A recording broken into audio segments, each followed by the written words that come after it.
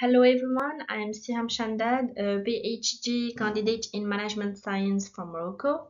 So today I will be presenting on well-being at work, perception of human resources managers. So in this presentation, we will explore how HR professionals in Morocco define and perceive workplace well-being and the strategies they implement to foster a positive work environment.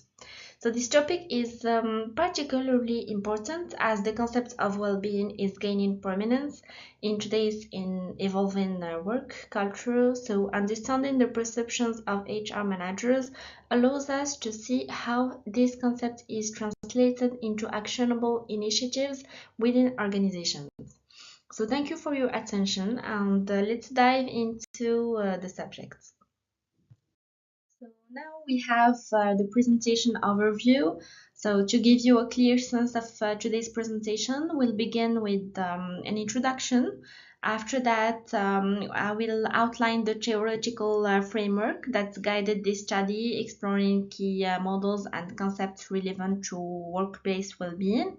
After that, I will walk you through the methodology used, including the approach I took for data collection and analysis. We'll then move on to the core of the presentation.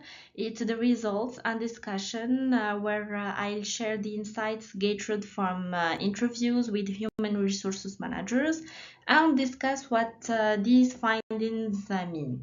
Finally, in the conclusion, I'll summarize the main takeaways and offer some recommendations for future work.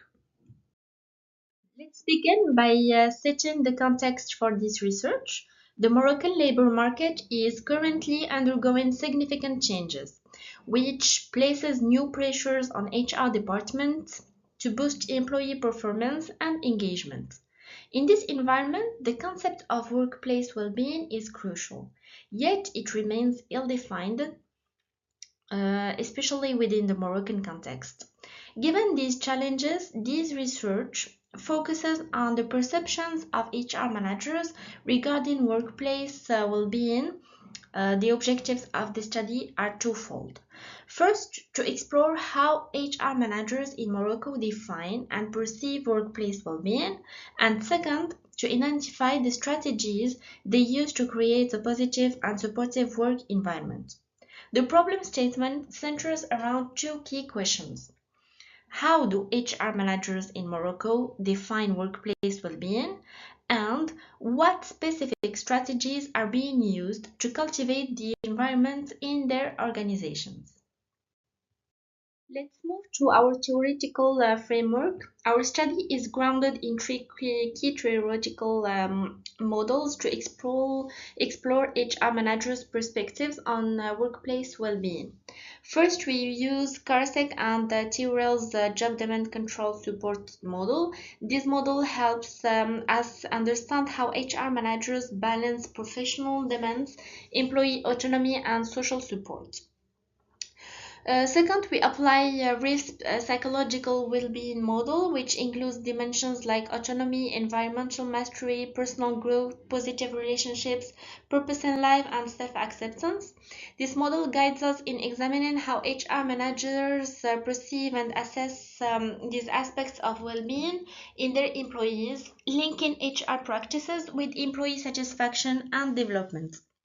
Third, Seligman's PERMA model focuses on positive emotion, engagement, relationships, meaning, and accomplishment. It highlights how HR managers foster a positive work environment by promoting engagement, strong relationships, and a sense of purpose. This approach addresses gap in the literature, especially in non-Western contexts, and aligns employee well-being with organizational goals, balancing employee interests with business priorities. So by integrating these models, we provide a comprehensive view of workplace well-being from HR managers' perspective. And now let's delve into the methodological choice for this study. So our research adopts a qualitative approach characterized by its exploratory, comprehensive, and interpretative nature. So this method is particularly suited for addressing our research problem and filling a notable gap identified during our literature review. Specifically, existing studies primarily focus on employees' perspective on workplace well-being, leaving a significant gap in understanding how human resources managers, HRMs, perceive and address these concepts.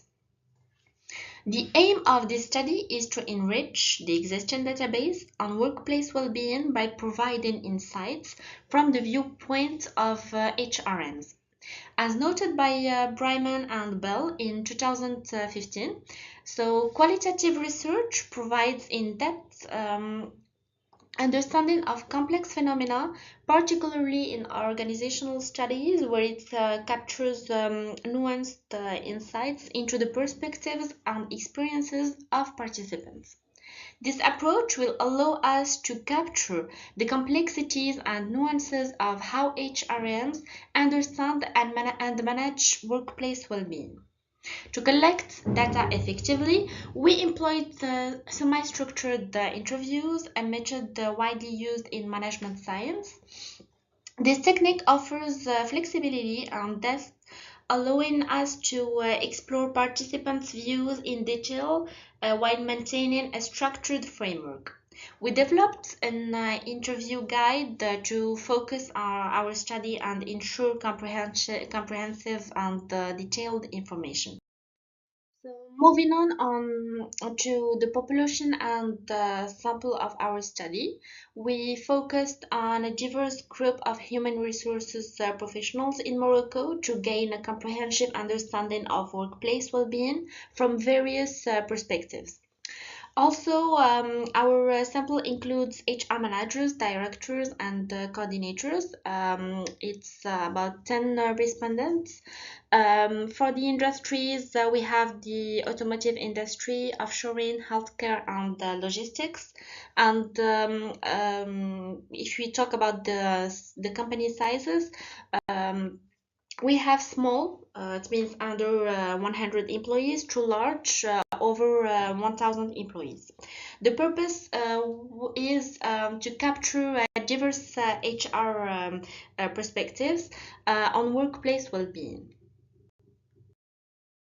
So here we can find the characteristics of the selected sample. So we have the 10 respondents with their positions, years of experience, company size, and industry sector. Let's now turn to the results of review. Our analysis conducted through cross-reading of interviews highlighted four major themes. First of all, we have definition of workplace well-being. This theme explores how HR managers and experts define a healthy and productive work environment. Two, we have factors contributing to workplace well-being. We examine key factors such as work conditions, managerial support, and growth opportunities that influence employee well-being. Three, we have monitoring and evaluation. This team focuses on how organizations track and assess well-being initiatives, including the methods and the challenges faced. And four, we have initiatives and challenges. We look at proposed initiatives to enhance well-being and the challenges encountered, such as barriers to improving employee satisfaction. These terms provide a comprehensive view of workplace well-being in the Moroccan context and will guide actionable recommendations. In analyzing our results, we identified several key terms from HR professionals. We have definition of workplace well-being. So experts see workplace well-being as involving good conditions, a balanced environment, and sustained satisfaction. Although the concept is gaining traction in Morocco, it lacks a clear universal definition, often being referred to with terms like happiness and motivation. The findings align with the Karasek and the Tyrrell's model, but show that practical application needs improvement. Theoretical dimensions from Reeves and PERMA models are reflected but are still evolving in practice. Now we have the key factors contributing to workplace well-being. Experts highlight social benefits, salary incentives, and social responsibility as crucial factors aligning with the demand control support model. Factors like autonomy and mental health support correspond with RAFE's and PERMA's focus on achievement and control, though practical implementation requires further development. Then we have initiatives and challenges. Emphasis is placed on creating a healthy work environment with initiatives like work-life balance and mental health support. Challenges such as organizational culture and financial constraints affect these initiatives. Measuring effectiveness through metrics like absenteeism and turnover is suggested, with issues in communication and inclusivity noted. Despite challenges, there is growing recognition of the importance of well-being. And finally, we have monitoring and evaluation. Organizations use indicators like absenteeism and turnover rates and some employee social barometers for feedback. These practices align with the REEF's model and highlight the need for better data collection and analysis, with opportunities for innovation through enhanced feedback mechanisms and digital tools. In closing, the journey to our enhancing workplace well-being is ongoing and dynamic. Our research underscores the vital role HR managers play in this process, not just as administrators, but as pivotal architects of a positive work environment. By understanding and addressing the diverse needs of employees and by navigating the challenges with innovative and inclusive strategies, organizations can create workplaces where well-being is not just a concept but a lived experience. It's clear that the future of workplace well-being lies in a collaborative effort between employers and employees, where continuous feedback and adaptation drive meaningful improvements. As we move forward, let us remain committed to this shared goal, ensuring that well-being becomes an integral part of our organizational culture, fostering not only productivity but also a deep sense of fulfillment and satisfaction among employees. So, thank you very much for your attention and engagement.